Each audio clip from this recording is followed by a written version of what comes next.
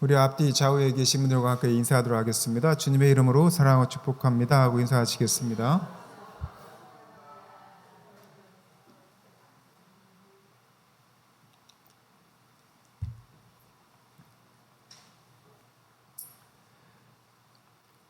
제가 오늘 본문 말씀을 설교를 작성하면서 이대로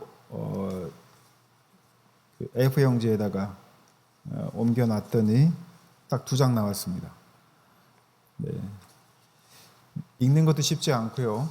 이 내용을 찬찬히 읽다 보면 읽기는 쉽지 않지만 그러나 이 내용이 복음의 핵심을 바울이 정확히 알고 있었고 또한 정확히 전했음을 우리가 알 수 있는 내용인데요. 그래서 본문의 한 구절만 읽지는 않고 전체를 다 읽어서 우리 성도분들께서 일단 한번 일독을 오늘 사도행전 13장 1절, 23절부터 52절까지 다 읽음으로 전체적인 내용을 파악하기를 바라는 첫 번째 마음으로 오늘 성경 봉독을 이 긴 구절을 선택을 했습니다. 바울이 말하는 이 내용은 사실은 그 이전에 예수님의 사도 중에 한 명이 이와 동일한 내용을 가지고 설교를 했었죠. 그 사도가 누구냐면 베드로입니다. 베드로는 이미 예루살렘 교회가 세워지고 유대인들에게 복음에 대해서 이야기할 때 지금 바울이 말하는 이 복음의 핵심 내용을 가지고 그들에게 전했고요.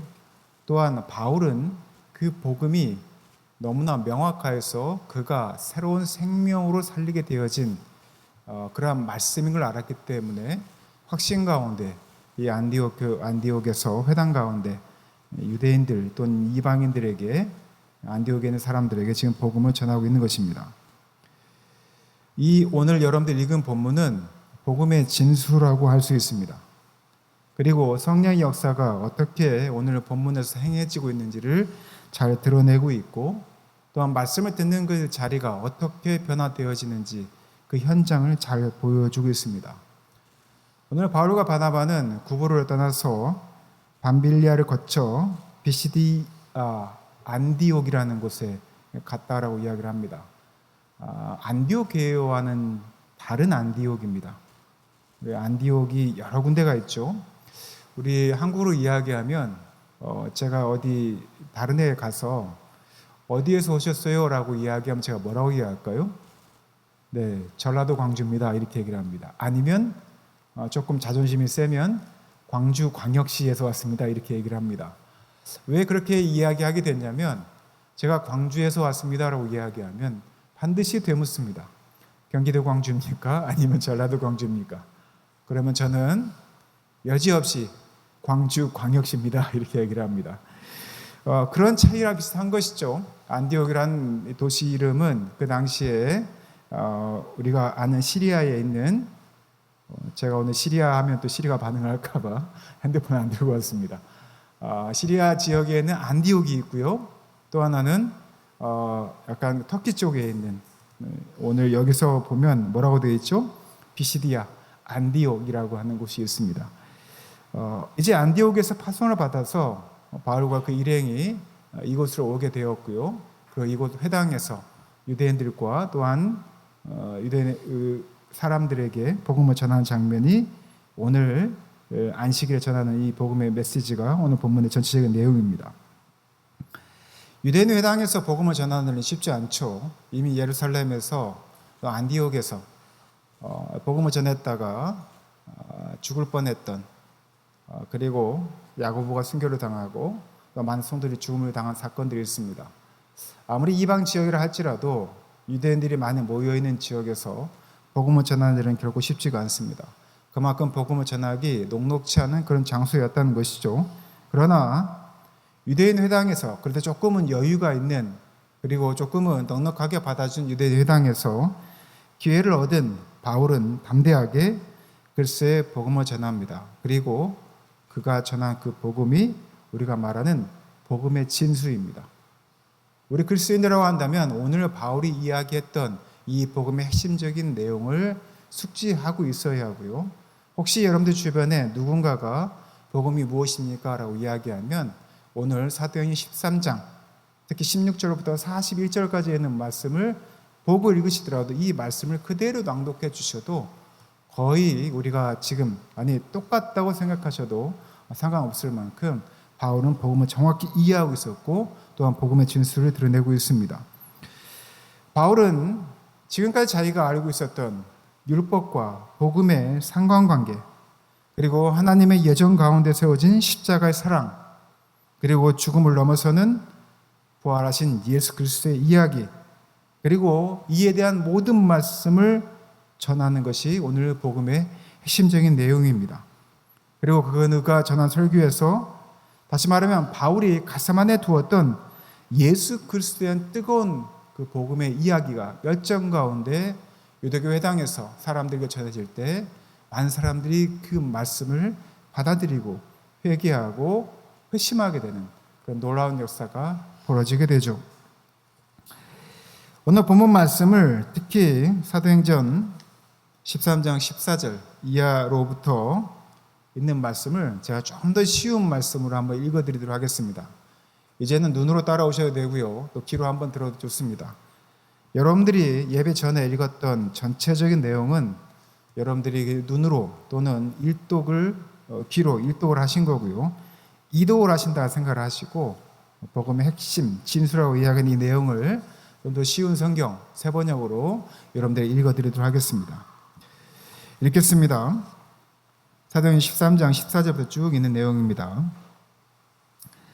그들은 버가에서 더 나아가 비시디아의 안디옥에 이르러서 안식일에 회당에 들어가 앉았다. 율법서와 예언자의 글을 낭독한 뒤에 회당장들이 바울과 바나바에게 사람을 보내어 형제들이여 이 사람들에게 권면할 말씀이 있으면 해 주시오 하고 청하였다. 그래서 바울은 일어나서 손을 흔들고 말하였다. 이스라엘 동포 여러분, 그리고 하나님을 두려워하는 사람들이여 내 말을 들으십시오. 이 백성 이스라엘의 하나님께서 우리 조상들을 택하셨습니다. 이 백성이 이집트 땅에서 나그네 생활을 하는 동안에 이 백성을 높여주시고 권능의 팔로 그들을 거기에서 인도하여 내셨습니다. 광야에서는 40년 동안 그들에 대하여 참아 주시고 가나안 땅의 7 족속을 멸하셔서 그 땅을 그들에게 유업으로 주시고 약 450년 동안 차지하게 하셨습니다. 그 뒤에 예언자 사무엘 시대에 이르기까지는 사사들을 보내주시고 그 뒤에 그들이 왕을 요구하기에 하나님께서는 베냐민 지파 사람 기스의 아들 사울을 그들에게 왕으로 주셔서 40년 동안 그를 왕으로 섬기게 하셨습니다. 그 다음에 하나님께서는 사울을 물리치시고서 다윗을 그들의 왕으로 세우시고 증언하여 말씀하시기를 내가 이새의 아들 다윗을 찾아냈으니 그는 내 마음에 드는 사람이다. 그가 내 뜻을 다 행할 것이다 하셨습니다. 하나님은 약속하신 대로 다윗의 후손 가운데서 구주를 세워 이스라엘에게 보내셨으니 그가 곧 예수입니다. 여기까지는 율법에 능통했던 바울이 율법, 구약에 있는 내용을 가지고 지금 유대인들, 즉 회당에 모여있는 사람들에게 설명하는 겁니다. 그리고 나서 예수 그리스도에 대한 소개를 하게 되죠. 그가 오시기 전에 요한이 먼저 회개의 침례를 모든 이스라엘 백성에게 선포하셨습니다. 요한이 자기의 달려갈 길을 거의 다 갔을 때 말하기를 여러분은 나를 누구로 생각하십니까? 나는 그리스도가 아닙니다. 그는 내 뒤에 오실 터인데 나는 그의 신발끈을 풀어드릴 자격도 없는 사람입니다. 하였습니다. 아브라함의 자손인 동포 여러분, 그리고 여러분 가운데서 하나님을 두려워하는 사람들이요. 하나님께서 이 구원의 말씀을 우리에게 보내셨습니다. 그런데 예루살렘에 사는 사람들과 그들의 지도자들이 이 예수를 알지 못하고 안식일마다 읽는 예언자의 말도 깨닫지 못해서 그를 정죄함으로써 예언자의 말을 그대로 이루었습니다. 그들은 예수를 죽일 만한 아무런 까닭도 찾지 못하였지만 빌라도에게 강요하여 예수를 죽이게 하였습니다. 이와 같이 그를 가리켜 기록한 것을 다 행한 뒤에 그들은 예수의 시체를 나무에서 내려다가 무덤에 두었습니다. 그러나 하나님께서 예수를 죽은 사람 가운데서 살리셨습니다. 그래서 예수는 자기와 함께 갈릴리에서 예루살렘으로 올라간 사람들에게 여러 날 동안 나타나 보이셨습니다. 이 사람들은 지금 백성에게 예수의 증인입니다. 우리는 하나님께서 조상들에게 하신 그 약속을 여러분에게 기쁜 소식으로 전합니다. 하나님께서 예수를 일으키셔서 조상들의 후손인 우리에게 그 약속을 이루어 주셨습니다. 시편 2편인 기록한 바 너는 내 아들이다. 오늘 내가 너를 낳았다 한 것과 같습니다. 하나님께서 그를 죽은 사람들 가운데서 살리시고 다시는 썩지 않게 하셨는데 이렇게 미리 말씀하셨습니다. 다윗에게 약속한 거룩하고 확실한 복을 내가 너희에게 주겠다. 그러므로 다른 시편에서는 또 이렇게 말씀하셨습니다. 주님께서는 주님의 거룩한 본이 썩지 않게 하실 것이다. 다윗은 사는 동안에 하나님의 뜻을 받들어 섬기고 잠들어서 조상들 곁에 묻혀 썩고 말았습니다. 그러나 하나님께서 살리신 분은 썩지 않으셨습니다. 그러므로 동포 여러분, 바로 이 예수로 말미암아 여러분에게 죄 용서가 선포된다는 것을 알아야 합니다. 여러분이 모세율법으로는 의롭게 될 수 없던 그 모든 일에서 풀려납니다. 믿는 사람들은 누구나 다 예수 안에서 의롭게 됩니다. 그러므로 예언서에 말한 일이 여러분에게 일어나지 않도록 조심하십시오. 이렇게 말하였습니다. 보아라, 너희 비웃는 자들아, 놀라고 망하여라. 내가 너희 시대에 한 가지 일을 할 터인데 그 일을 누가 너희에게 말하여 줄지라도 너희는 도무지 믿지 못할 것이다. 그들이 회당에서 나올 때 사람들은 다음 안식일에도 이러한 말씀을 해달라고 행하였다. 아멘. 오늘 바울이 여러분들에게 말했던 율법에서 나타난 예수 그리스도를 예표하는 그 사건과 그리고 바울이 경험한 예수 그리스도의 십자가 이 사건, 또 부활의 사건을 여러분도 동일하게 방금 읽은 것처럼 동일하게 고백하십니까? 예수 그리스도를 믿는다고 하는 것은 그러한 고백을 우리가 하겠다는 것이고요. 했다는 것이고 그것을 믿는다는 의미입니다. 그러나 오늘 본문에서도 드러나는 것처럼 구약에서도 또한 예수님 당시에도 드러난 것처럼 또한 바울이 조금 전에 읽어드렸던 말씀의 마지막 절에 이야기한 것처럼 예언서에서 예언한 것처럼 그 말씀을 받아들이지 않고 배격하고 오히려 예수 그리스도를 죽인 것처럼 또한 이 복음을 받아들이지 않고 배격할 이들이 분명히 있을 것이다라고 바울 또한 통일하게 예언을 하고 있습니다. 우리는 복음의 진수가 무엇인지 압니다. 왜냐하면 우리가 예수 그리스도를 주로 고백했다고 하는 것은 우리가 이 신앙 고백을 동일하게 했기 때문입니다. 내가 예수 그리스도 믿음으로 새 생명을 얻고 부활한 자로서 구원자로서 하나님의 자녀가 되었다라는 고백이 없이는 우리는 그리스도인이라고 할 수 없고 또 이 복음을 전할 수 있는 자격이 없는 것입니다. 이 시간 우리가 함께 예배를 드린다는 것, 또한 그리스도인으로서 내가 예수 그리스도를 믿는다고 하는 것은 바울과 동일한 고백을 한다는 것이고 또 담대히 이 복음을 전할 자로서 자격이 있다는 것입니다. 그러나 바울이 이 복음을 담대히 전하였지만 어떤 이들은 다음에 또 이 이야기를 우리에게 들려주십시오 라고 궁금해하며 이 복음을 듣기를 열망하는 그러한 무리들이 있었는가 하면 또 어떤 이들은 오늘 본문의 뒷절에 가보면 유력한 사람들과 함께 이 복음을 전하지 못하도록 바울과 그 일행들을 죽이려고 또한 바울과 그 일들이 일을 전하지 못하도록 이 복음의 진술을 전하지 못하도록 그들을 가두려고 하는 시도를 하는 그러한 모습을 우리가 보게 됩니다. 우리가 살아가는 삶의 현장이 그럴 것입니다. 한국교회가 그러한 상황에 처하게 될 것입니다. 여러분들이 각 교회로서 여러분들의 삶의 일상으로 돌아갔을 때 그 현장이 그럴 것입니다.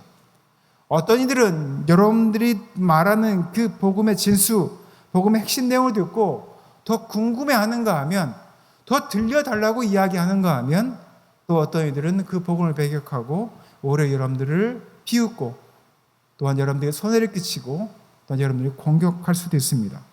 그러나 바울은 그러함에도 불구하고 그러한 상황들이 예견담에도 불구하고 그는 담대히 복음을 전했다고 이야기합니다. 그것이 바로 우리의 마음이어야 할 것입니다. 우리 성도들이 갖고 있는 마음의 자세여야 할 것입니다. 예레미야서 20장 9절에 보면 이런 말씀이 있습니다. 내가 내 안에 불이 붙어 그리스도에게서 받은 이 복음을 전하지 아니하면 화가 있을 것이다.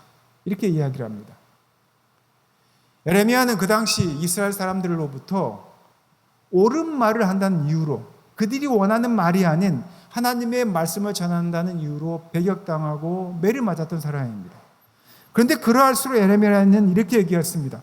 내가 내 안에 불이 붙어서 주님께서, 그리스도에게서 받은 이 복음을 전하지 아니하고는 내가 화가 임할 것이다라고 하는 절대절명의 그 마음을 가지고 복음을 전했다는 것입니다. 바울도 동일한 마음입니다.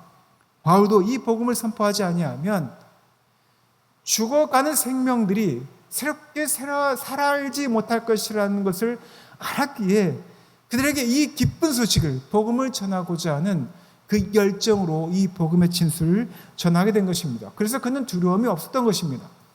담대했던 것입니다. 죽을 영혼을 살리고자 하는, 죽어가는 영혼이 새 생명으로 다시 부활하게 될 것이라는 것을 너무나 확신했고, 또한 바울이 그 복음 안에서 자신이 살아가야 할 길을 찾았고, 또한 바울 자신뿐만 아니라 모든 사람과 이 세상을 살릴 만한 그 힘이 바로 복음 안에 있다는 것을 알았기 때문에 믿음과 열정으로 그는 예수 그리스도를 전하였던 것입니다. 우리 사랑하는 제일교회 성도들은 어떻습니까? 여러분들은 열정적으로 나를 살리신 이 복음을 여러분들의 삶의 현장에서 살리시고 전하고 계십니까? 내가 당할 모욕, 수치감, 두려움 때문에 내가 예수 믿는다는 것을 혹시 숨기거나 또는 말씀을 전하는 것을 주저하고 있지는 않으십니까? 어떤 사람이 나라는 사람을 보았는데 내가 예수 믿는 사람들과 예수 믿는 그리스도인인 것과 세상 사람들과 전혀 차이를 못 느끼는 그런 삶들을 살아가면서도 전혀 죄책감을 느끼지 못하는 그러한 주일만 교회에 나오는 썬데이 크리스천, 혹시 그런 성도의 모습을 살아가고 있지는 않습니까? 물론 쉽지 않지요. 쉽지 않습니다. 그런데 여러분들 오늘 바울의 긴 설교 전에 1등으로 하셨고, 또한 제가 설교 중에 긴 내용을 좀 더 쉬운 성경 세번역으로 여러분들에게 이독을 했습니다. 이것은 제가 따로 말하지 않아도 매우 긴 설교입니다. 매우 긴 설교입니다. 이 긴 설교를 들었던 회당에 있었던 유대인들이 복음의 내용이 무엇인지 매우 궁금해했습니다. 왜 그랬을까요?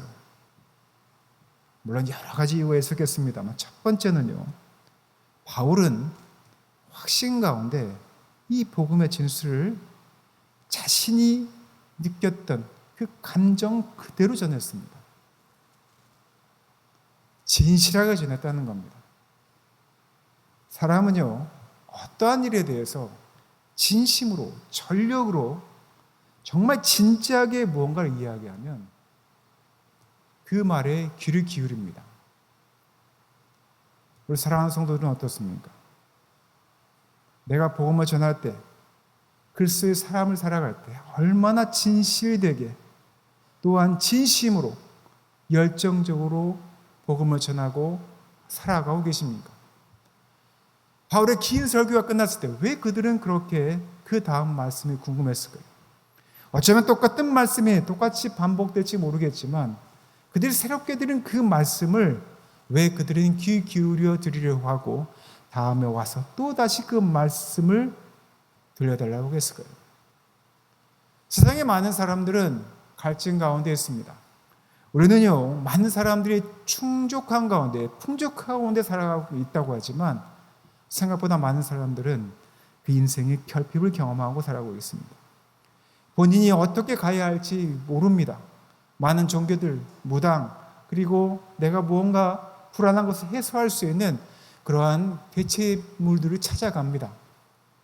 그 불안한 와중에 누군가가 확신 가운데 진심으로, 전심으로 말씀을 전하면 그들은 그 말씀에, 그 표정에, 그 행동에 귀를 기울이고 주목하게 된다는 것입니다. 바울이 그랬습니다. 우리 사랑하는 제1교회 성도들은 어떻습니까? 여러분들이 얼마나 진심으로 전력으로 그 복음을 전하고 있습니까?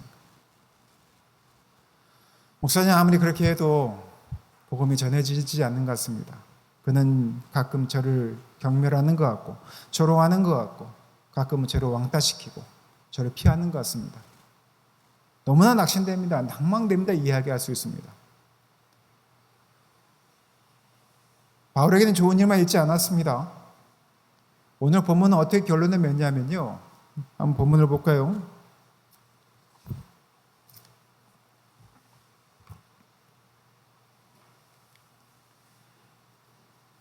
(49절입니다) 한번 같이 읽겠습니다. 주의 말씀이 그 지방에 두루 퍼지니라. 이것은 그 앞절에 있는 말씀이 점점 이어지는 말입니다. 많은 사람들이 이 말씀을 듣고 궁금해하고 예수를 믿는 놀라운 역사가 벌어졌는데 50절에 보면 이에 같이 읽겠습니다. 유대인들이 경건한 귀부인들과 그 신의 유력자들을 선동하여 바울과 바나바를 박해하게 하여 그 지역에서 쫓아내니 이렇게 되어 있습니다. 바울이 예언한 대로 설교한 대로 그대로 이루어지지 않습니까? 많은 사람들이 복음을 듣고 그들이 변화되어졌는데 그러나 그곳에 바울과 바나바를 쫓아내려고 하는 무리들 때문에 그들이 쫓겨나게 됩니다. 그러자 두 사람이 그들을 향하여 티끌을 다 털어버리고 그리고 이고니온으로 가게 되었다고 이야기합니다. 그럼에도 불구하고 그들은 어쨌다? 기쁨과 성령이 충만했다 이렇게 되어 있습니다. 물론 오늘 본문은 그들이 복음을 전하였을 때 유대인들과 또 이방인들이 말씀을 듣고 회심하였다. 말씀을 더 궁금했다라고 결론을 내리고 있습니다. 그런데 우리 현장은 이전보다 더 팍팍할 수도 있습니다. 예수님 당시보다도. 지금 살아가는 이 시대는 더욱더 그렇죠. 20년 전, 30년 전을 회고하면 안 됩니다. 교회로 초청하는 건 둘째치고 각자의 삶의 현장에서 또는 여러분들이 살아가는 그 가정 안에서도 복음을 전하거나 말씀을 전하는 일이 쉽지 않습니다. 그러나 아무리 퍽퍽하고 아무리 강팍하고 아무리 힘든 것이라 할지라도 이 복음이 가진 능력이 있습니다. 그리고 우리가 만나는 모든 사람에게는 작은 틈이 있습니다. 그 작은 틈에 복음의 씨앗을 심는 겁니다. 진심으로, 전력으로, 열정을 다해서 그들에게 복음을 전할 때 그들의 작은 틈에 보이지 않는 씨앗이 심겨지는 겁니다. 당장은 그 씨앗이 움터서 자라서 열매를 맺을지 맺지 않을지 우리는 알 수 없습니다. 그러나 복음은 강력한 힘이 있습니다. 허상과 헛된 것들을 제하여 버리고 딱하게 굳어진 그곳에 그 작은 틈에 복음의 씨앗을 심어진다면 그것을 부수는 강한 파괴력이 있는 복음이 그들을 변화시키고 또한 그들을 하나님 앞에 오게 한다는 것입니다. 이건 제 말씀이 아닙니다. 히브리서 4장 12절 말씀에 이런 말씀이 있습니다. 한번 같이 찾아볼까요? 히브리서 4장 12절입니다. 히브리서 4장 12절 말씀입니다.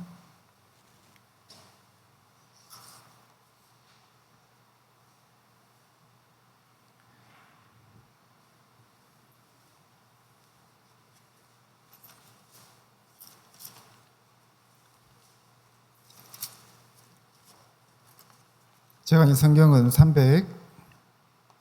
356쪽입니다. 신약성경 히브리서 4장 12절 말씀 같이 읽어볼까요? 시작. 하나님의 말씀은 살아있고 활력이 있어 좌우의 날선 어떤 검보다 예리하여 혼과 영과 및 관절과 골수를 찔러 쪼개까지 하며 또 마음의 생각과 뜻을 판단하십니다. 우리가 복음을 전하는데 이 말씀이 얼마나 강력한지 히브리서 4장 12절 말씀 우리에게 알려주고 있습니다. 우리는 그저 말씀을 전했을 뿐인데 이 말씀이 살아있고 활력이 있다는 것입니다. 좌우의 날선 어떤 검보다도 예리하고 혼과 영과 및 관절과 구슬을 찔러 쪼개기까지 하며 또 마음의 생각과 뜻을 판단하시는 것이 하나님의 말씀이다라고 이야기합니다. 십자가 아무도 눈여겨보지 않았죠. 아니, 십자가 세워져 있는 처참한 골고다는 사람들 쳐다보기 꺼려하는 곳이었습니다. 아무도 눈여겨보지 않았던 골고다 언덕, 그 위에 세워진 십자가. 그런데 그 십자가에서 구원이 시작이 됐습니다. 많은 사람들이 구경하기도 보기도 또 내가 그것을 잊기는 생각지도 않았던 그 골고다 언덕, 그곳에 있었던 십자가에서 무엇이? 구원의 복음이 시작되었다는 것입니다. 그리고 부활의 생명의 바람이 예루살렘과 온 유대와 사마리아와 그 너머 땅끝까지 이르게 되는 것을 지금 바울은 목격하고 있고, 그 결과로 지금 여러분들이 예수 그리스도를 믿고 있는 것입니다.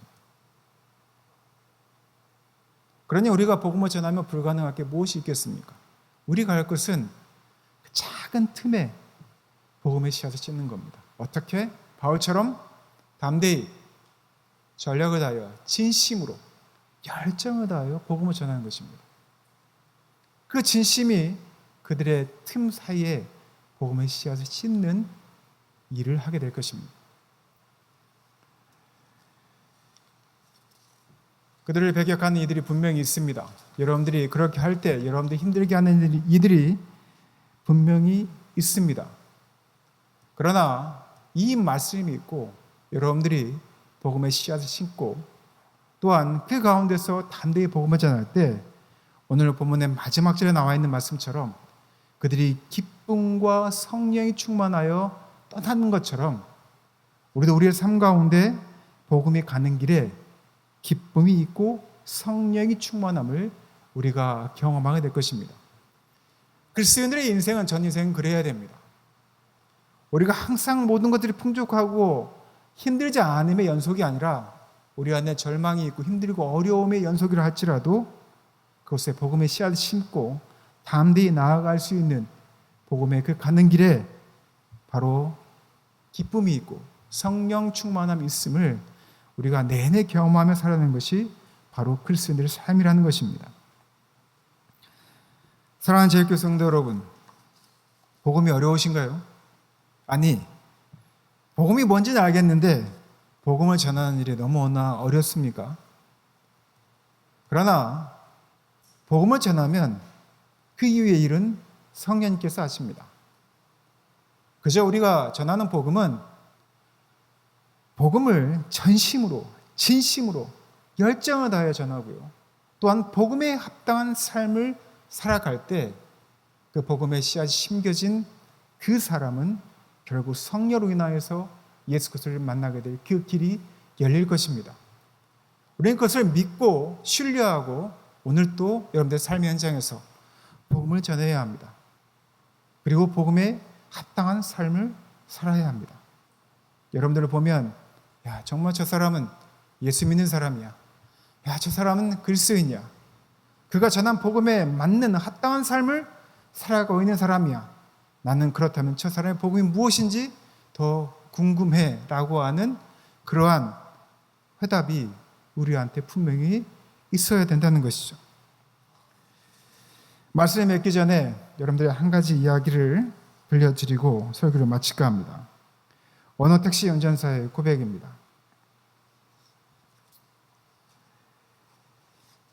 이 택시 운전사는 기독교에 대해서 매우 부정적인 사람이었습니다. 이 시대의 아픔을 너무나 잘 알고 있고요. 한국교회에 가지고 있는 많은 어려움들, 어려움이 아니라 부패, 타락, 이것에 대해서 교회에 실망을 하고 또한 본인이 만났던 여러 명의 사람들, 복음과 합당하지 않은 사람들을 보면서 합당한 삶을 살지 않는 사람들을 보면서 부모님을 따라서 3년 정도 교회를 다녔지만 이제 아예 한국 교회의 신앙인으로서의 삶들에 대해서는 회의감을 갖고 있는 교회 다니지 않는 사람입니다.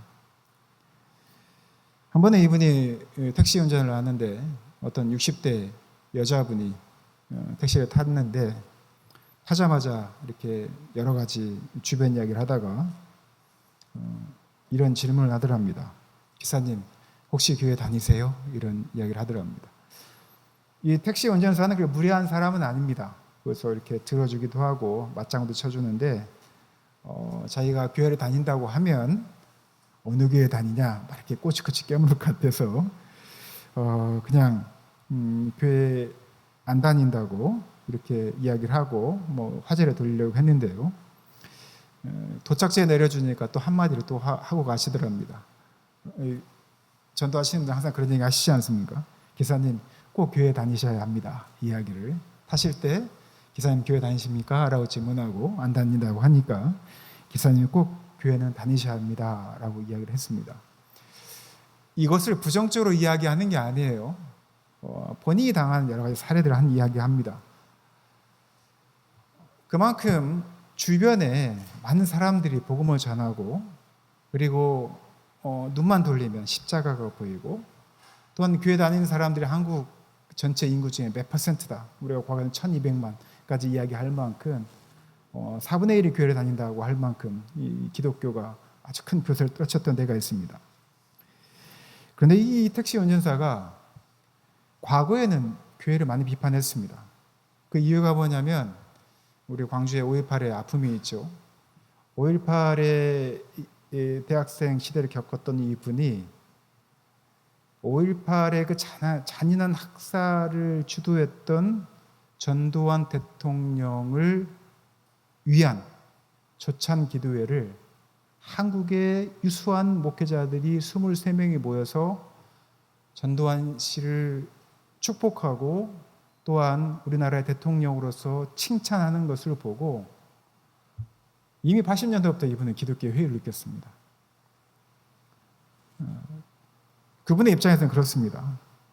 그리고 한국교회가 80년대, 90년대 부흥을 이루어가면서 큰 교회를 이루어가고 거대한 건물에 집착을 하고 그리고 성장주의로 매몰되어지는 그 교회의 모습 그리고 그 교회에 다니는 성도들이 정직하지 않고 복음에 합당하지 않은 삶을 사는 것 같아서 그분이 기독교의 회의를 가졌습니다.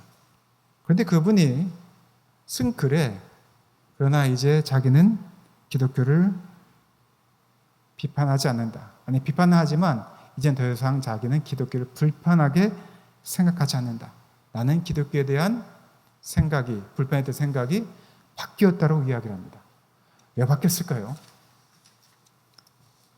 그분의 교회를 다니지 않는데 자녀들을 입양을 했습니다. 그래서 입양의 세계를 들여다보게 됐습니다.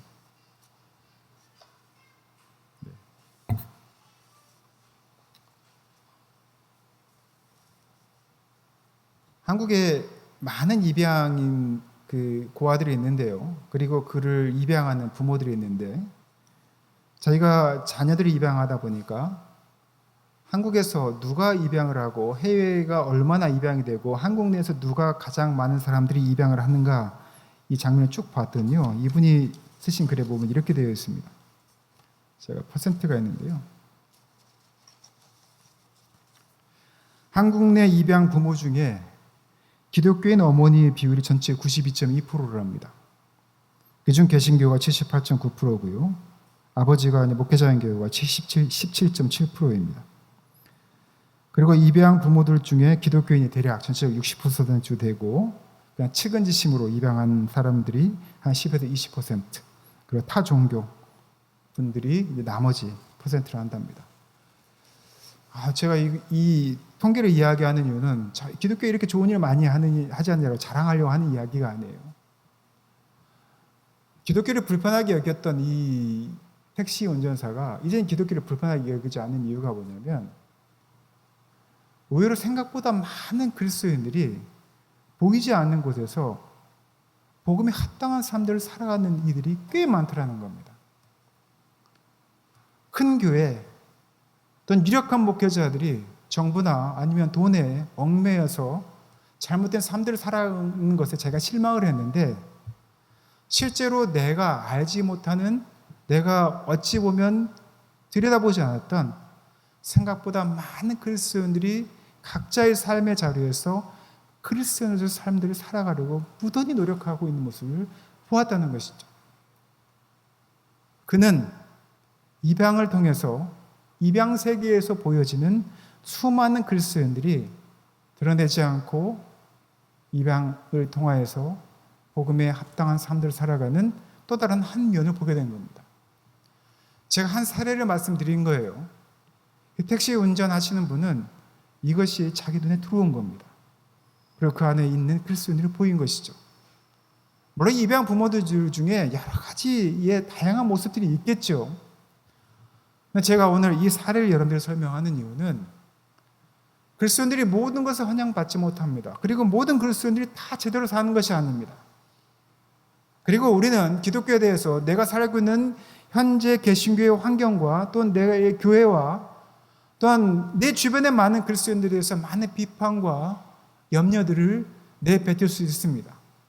그러나 적어도 우리가 한 가지는 잊지 말아야 될 것은 나라는 한 사람이 우리가 이 세상 가운데 내 일상 가운데 그리스도인으로서 복음에 합당한 삶을 살아가려고 하고 이 복음을 진심으로 전심으로 전한다면 기독교를 비판하고 기독교 실망하고 기독교에 절망했던 그 어떠한 사람이 그 한 사람으로 인하여서 그 한 사건으로 인하여서 그 마음을 돌이키고 복음이 무엇인지 귀 기울일 수 있는 기회를 얻게 된다는 것입니다.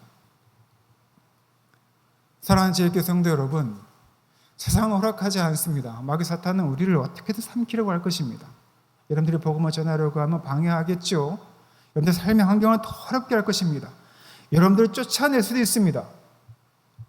그럼에도 여러분들이 기쁨과 성령 충만한 가운데 복음의 진수를 정하시고 전하시고 그리고 복음에 합당한 삶을 살아가십시오.